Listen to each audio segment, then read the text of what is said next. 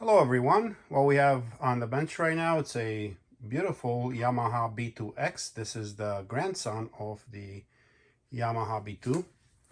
Um, it's actually a very solid build piece of hi-fi audio by any standards.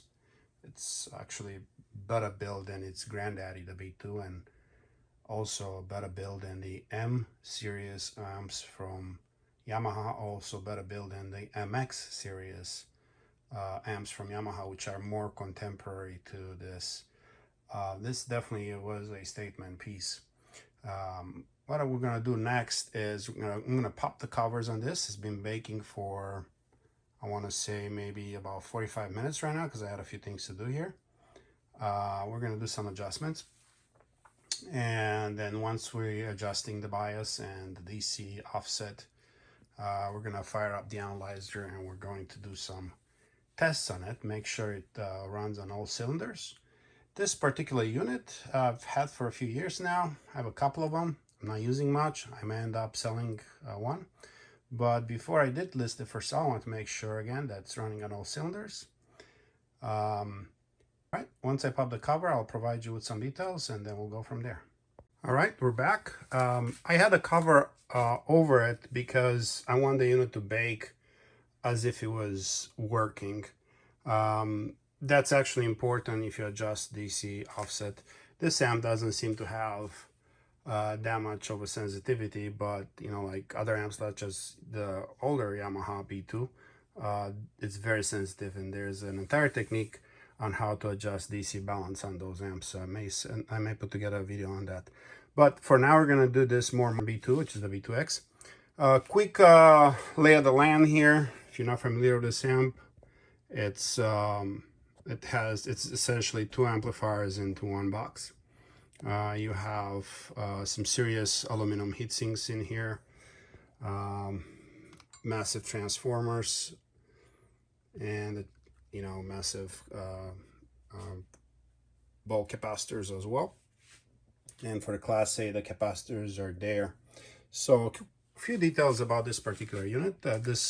Somebody tried to service this unit before. I did find some signs of somebody has been in here, so I want to make sure that there's nothing wrong with the unit. One thing that I did find was a bulging cap on the signal pad for one of the amps for the left side, and that was causing some issues with setting the bias on the Class AB amp. So what I did go ahead and replaced a few of the small value capacitors. I use Nishikon KZ.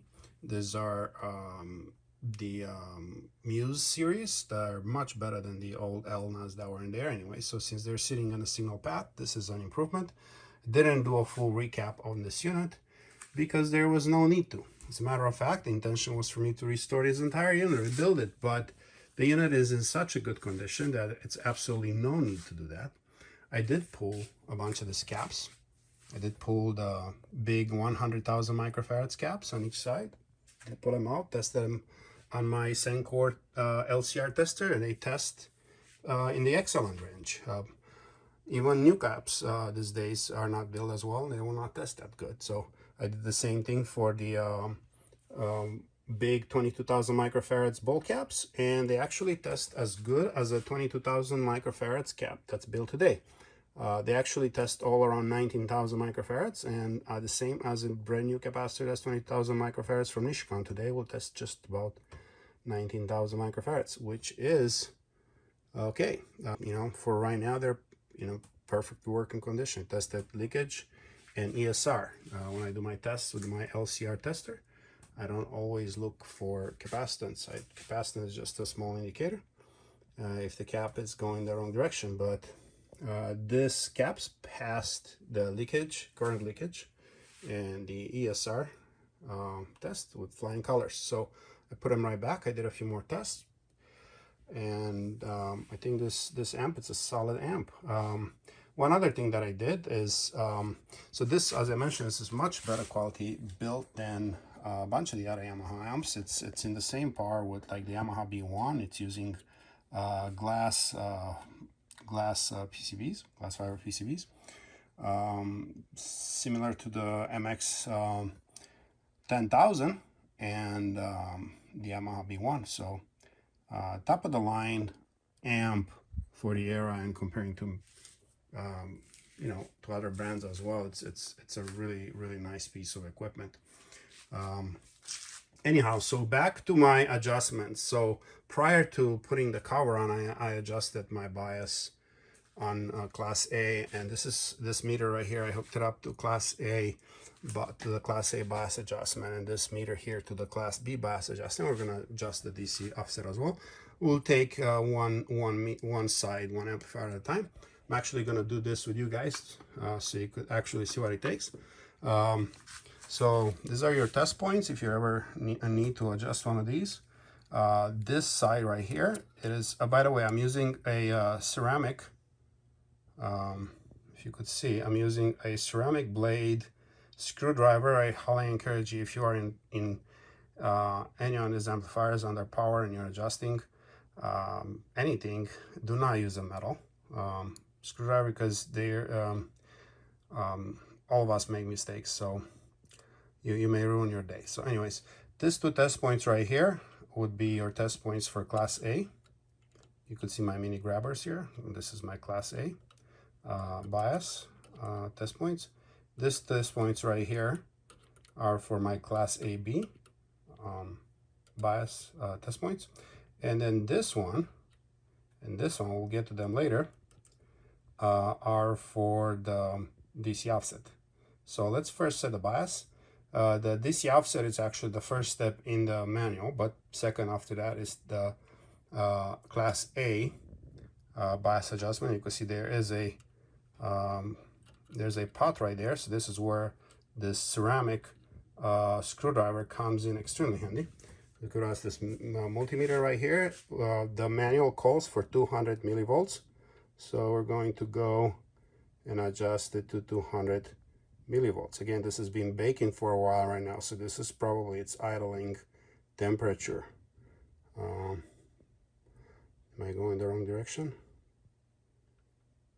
Yeah, no, I'm not. I'm in the right direction. Here's 200. They're saying plus minus. I have to check the manual, but yeah, it doesn't have to be perfect, but that's pretty good right there. And then now for Class AB, they're calling for 15 millivolts. So Class AB adjusting pot is, here. I could find it. Let me find it, and I will show you after that. It's right down there. I don't know if you could see it. Again, very tricky if you're using a metal screwdriver, so you don't even attempt this with a metal screwdriver. So here we go.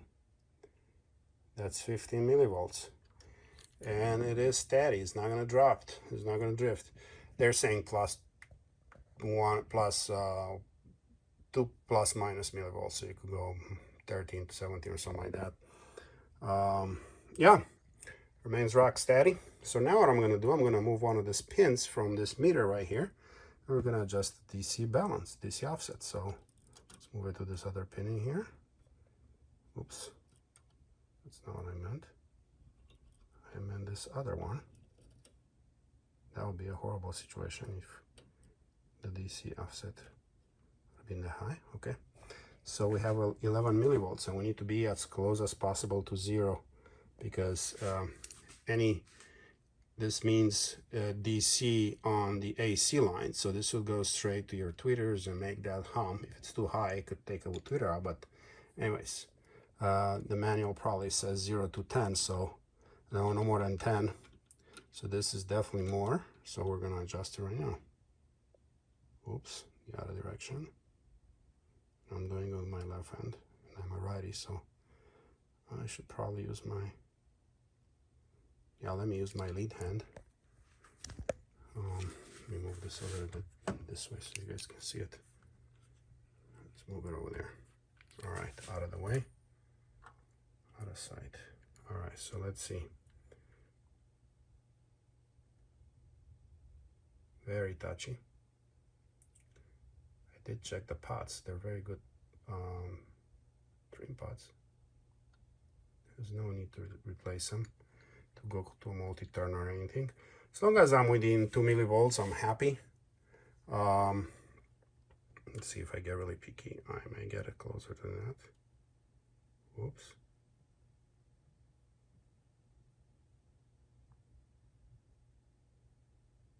There you go. I like that. Now, if it goes up and down 1 or 2 millivolts, I do not care. But that is 0.02, 0.01 millivolts. 3, 4, let's see. Probably goes to about 1. When I put the cover back, it's probably going to go. Yeah, it's just fluctuating there. So, okay. Now we're going to do the same thing to this other channel. I'm not going to bore you with the same procedure on this other channel. Actually, let me just check this just for kicks to see where it's at. All right. I'm going to put this phone down for a second so I don't screw something up here. So bear with me. All right. So on the right channel, we have about 184 and then 15.7. So we need to take the 184. We take this to 200, and this we got to keep it around where it's at. But usually when you change this bias, this one will drift a little bit. So, all right, so let's move this to 200.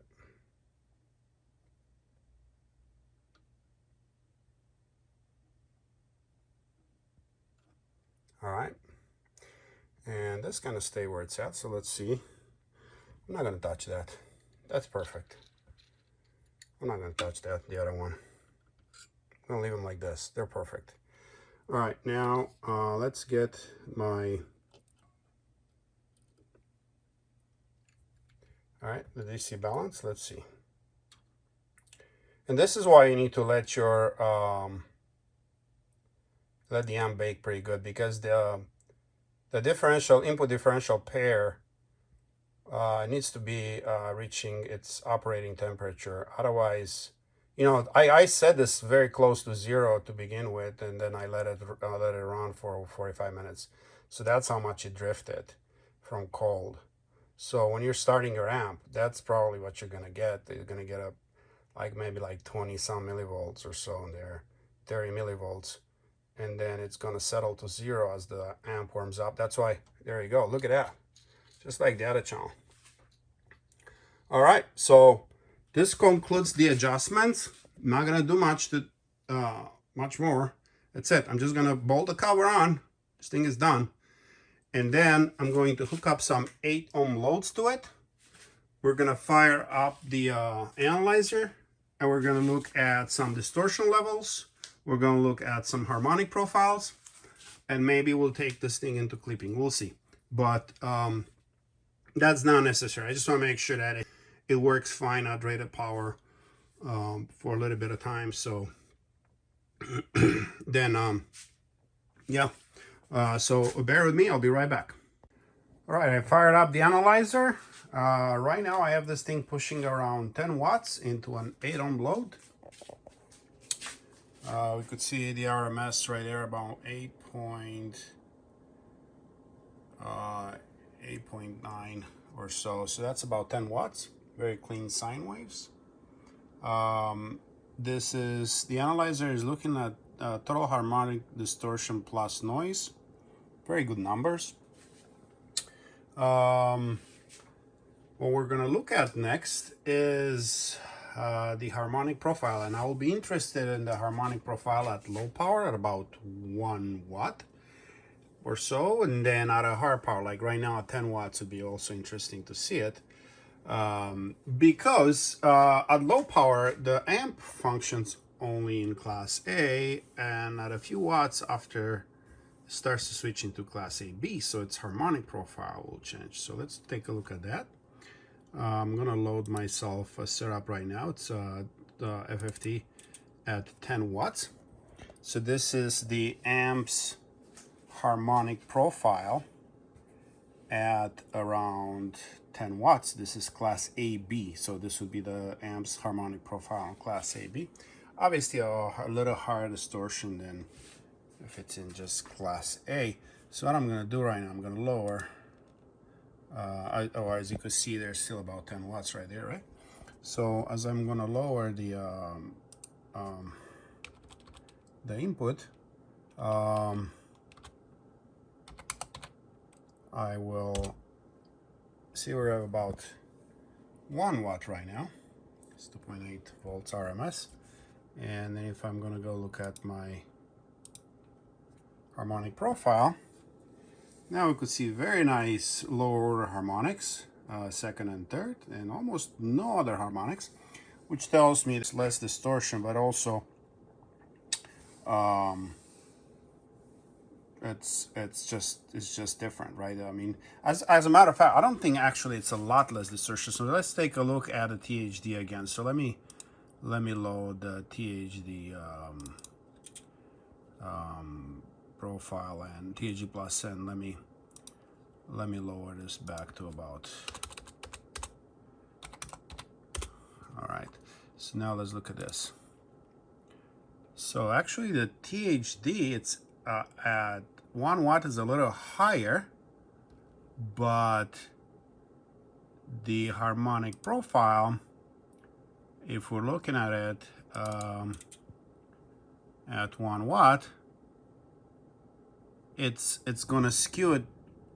So you're gonna have more overall THDs on 1 watt, right? Like we looked at this, and so we're gonna have more THD overall, THD plus N, but it's all skewed to the left. It's all in the lower order harmonics. So interesting, right? This is pure Class A. The amp is operating in pure Class A at this time, and then later, as you saw, when we're moving at a higher wattage, it starts to switch into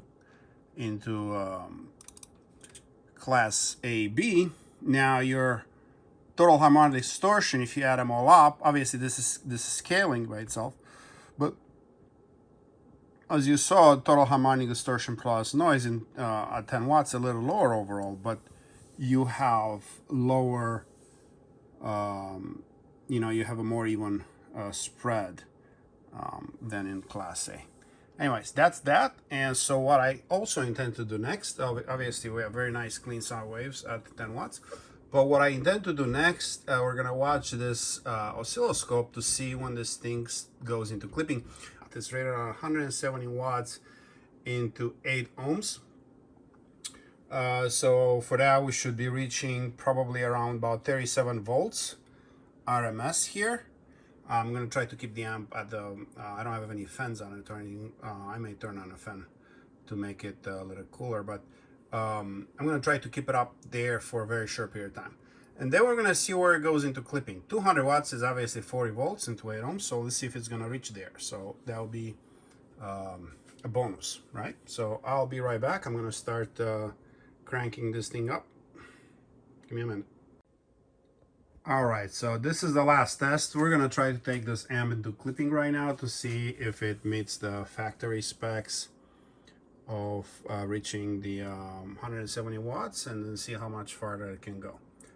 The 170 watts, as we called out, it should be reaching about 36, 37 volts, and then we'll see where it stops. So let's go first on the left channel. Let's see what it does. Let's watch that volts RMS as well.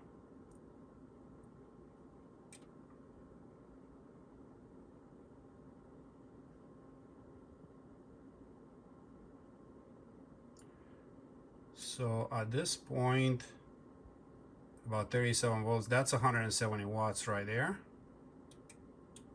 And right now it starts to clip. It's about 39, see right there. About 39, 39.5, almost 4. So about 200 watts it starts to clip. That's the left. Let's do the right. Let me change the trigger. There we go. This is the right channel. All right. So that's 170 right there. Passes with flying colors. And that's it. It starts to clip. The analyzer is telling us that too. Look at that. Look at that distortion. See? Just goes crazy.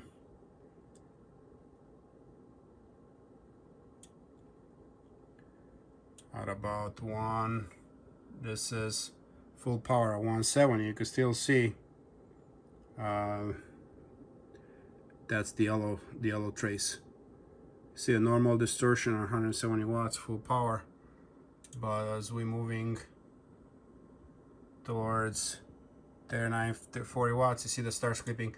Okay, so there you have it. This is a one solid freaking amp. That's all I could say.